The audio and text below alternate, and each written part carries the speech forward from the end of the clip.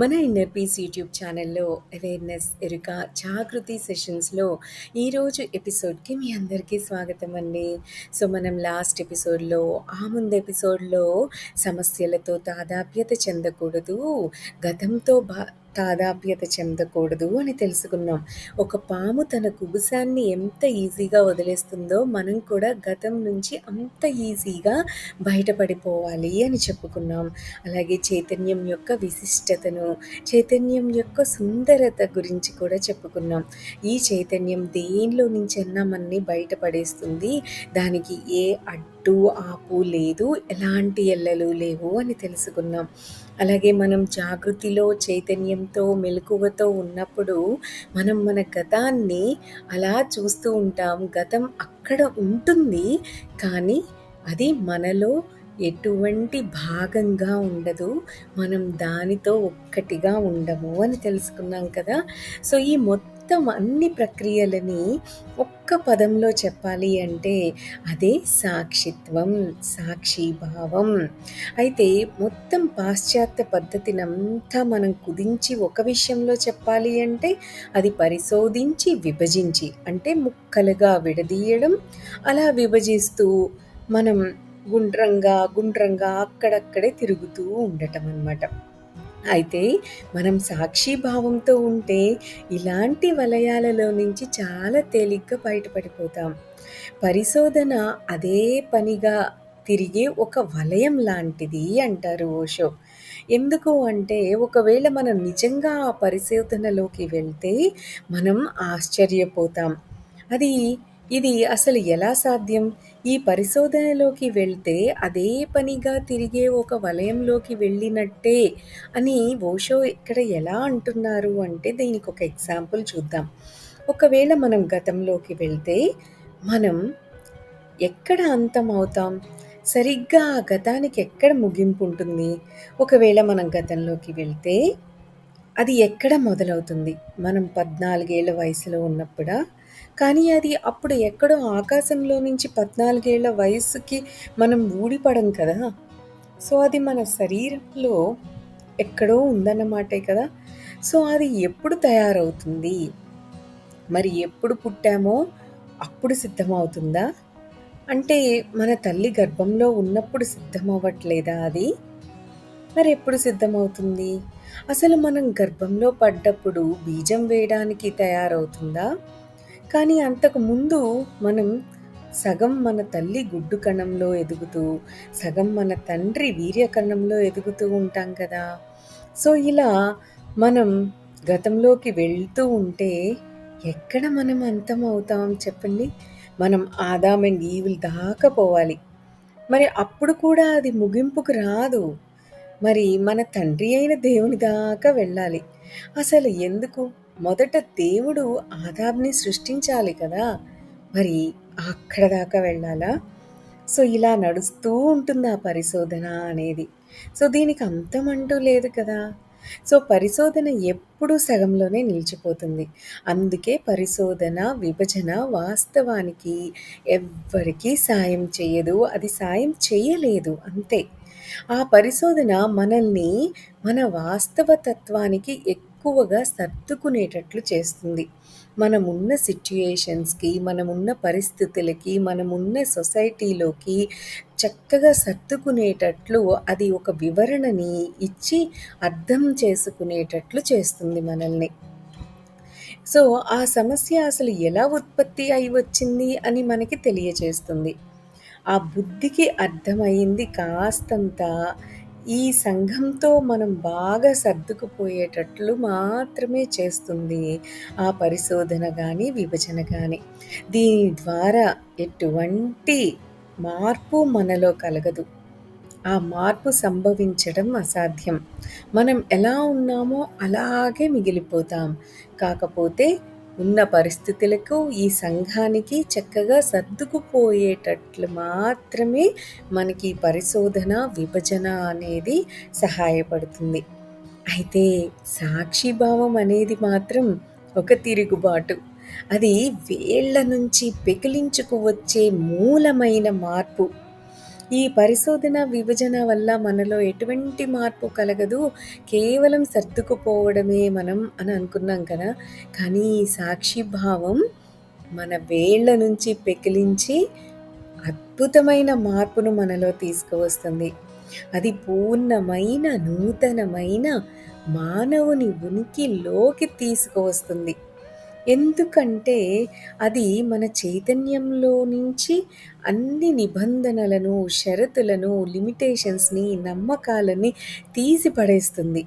నిబంధనలు శరీరంలోనూ, మనస్సులోనూ ఉంటాయి కానీ చైతన్యం, కాన్షియస్ నిబంధనలకు లోబడి ఉండదు అని చెప్పుకున్నాం కదా!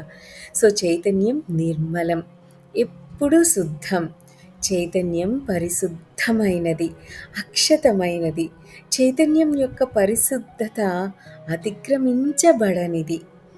సో, తూర్పు యొక్క విధానం మనల్ని ఈ పరిశుద్ధమైన, నిర్మలమైన, నిష్కళంకత్వంతో కూడిన చైతన్యం గురించి జాగరూకత, జ్ఞాపకం కలిగేలా చేస్తుంది. సో, వాళ్ళు అంటే ఇక్కడ ఇక్కడ మనం బాగా గుర్తుంచుకోవాల్సిన విషయం, ఈ సాక్షిభావం ఎంత అద్భుతమైనది అని.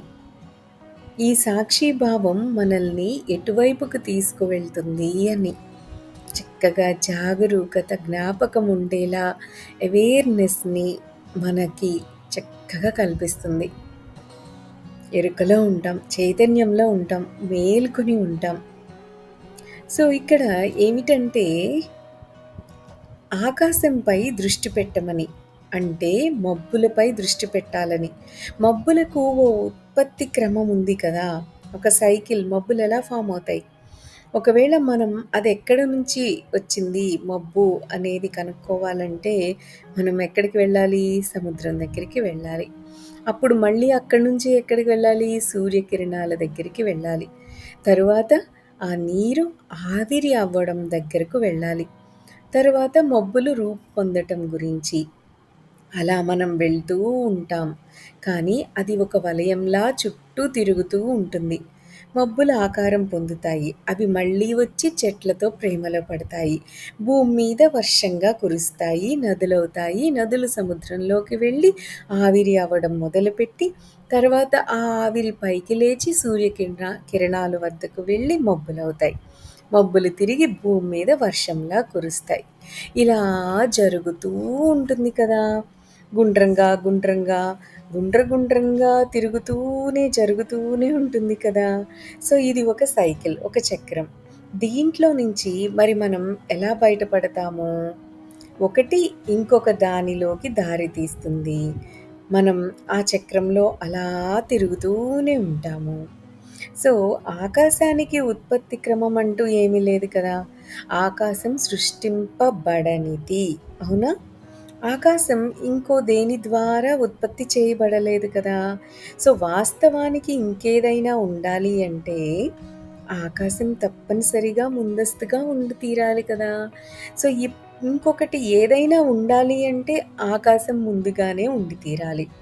ఓషో ఏమంటారంటే, ఓ క్రైస్తవ సిద్ధాంత తర్కవాదిని మనం అడిగితే అతనంటాడు, దేవుడు లోకాన్ని సృష్టించాడు అని.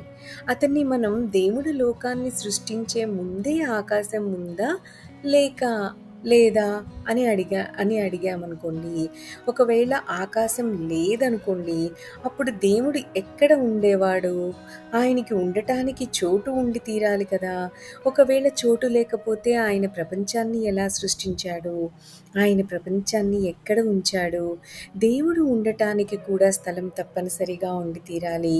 మరి దేవుడు ఆకాశాన్ని సృష్టించాడు అని చెప్పలేరు. అది విపరీతమవుతుంది. ఎందుకు అంటే దేవుడు ఎక్కడో ఒక చోట ఉండి సృష్టించాలి కదా! మరి ఎక్కడున్నాడు? సో, ఎందుకంటే అప్పుడు ఆయన ఉండటానికి ఎలాంటి ఖాళీ స్థలం లేదనే అర్థం కదా! సో, అది విపరీతం అనమాట. దేవుడు ఆకాశాన్ని సృష్టించాడు అని ఆ తర్కవాది చెప్పలేడు. ఎందుకు అంటే అది విపరీతం. ఎందుకు విపరీతం అంటే ఆయన ఉండటానికి ఎలాంటి ఖాళీ స్థలం లేదు కాబట్టి. దేవుని కంటే ముందే ఆకాశం ఉండి తీరాలి కదా! సో, ఆకాశం ఎప్పుడూ అక్కడే ఉంది. తూర్పు యొక్క విధానం ఆ ఆకాశం గురించి జ్ఞాపకంతో ఉండండి అని చెప్తుందంట. సో, పాశ్చాత్య విధానం మనల్ని ఎక్కువగా మేఘాల గురించి జాగరూకతతో ఉండమని అంటుంది. సో, ఆ విధానం మనకు కొద్దిగా సాయం చేస్తుంది కానీ, అది మనల్ని మన అంతరాంతరాల సారాన్ని స్పృహలోకి వచ్చేట్లు చెయ్యదు. సో, మనం పరిధి గురించి ఇంకొంచెం ఎక్కువగా జాగృతిగా అవుతామనుకోండి, కానీ మధ్య భాగం గురించి ఆ కేంద్రం అనేది ఫామ్ అవుతుందనుకున్నాం కదా జాగృతిలో ఉన్నప్పుడు. Centre point. ఆ సెంటర్ పాయింట్‌కి రిలేట్ అయ్యే అన్ని విషయాలు జరుగుతాయి మనం జాగృతిలో ఉన్నప్పుడు. ఆ కేంద్రం అనేది ఒక శక్తి, అగ్ని అని అనుకున్నాం కదా! సో, మనం ఇలా పాశ్చాత్య విధానంలో ఎక్కువగా మేఘాల గురించి జాగరూకతతో ఉంటే, అది మనకి కొంతవరకు మాత్రమే హెల్ప్ చేస్తుంది. కానీ ఈ అగ్ని కేంద్రం, సెంటర్ పాయింట్ గురించిన స్పృహ మనకి ఉండదు. అంటే పూర్తి జాగృతి అనేది రాదు. సో, ఆ పరిధి ఒక పెను తుఫాను అంటారు ఓషో. సో, మనం ఆ తుఫాను యొక్క కేంద్రాన్ని కనుక్కోవాలి. మనం అది ఒక్క సాక్షి తత్వం లేదా సాక్షి భావం ద్వారానే ఆ తుఫాను యొక్క కేంద్రాన్ని కనుక్కునే పాసిబిలిటీ ఉంది అని ఖచ్చితంగా చెప్తున్నారు ఓషో. సో, ఈరోజు మనం చెప్పుకున్న ఈ సాక్షి భావం గురించి ఆలోచిస్తూ, అలా ఎరుకలో ఉండటాన్ని, జాగృతిలో ఉండటాన్ని ప్రాక్టీస్ చేస్తూ మనం నెక్స్ట్ వీడియో వరకు గడిపేద్దాం. దట్స్ ఆల్ ఫర్ టుడే అండి. Have a great day. Thank you.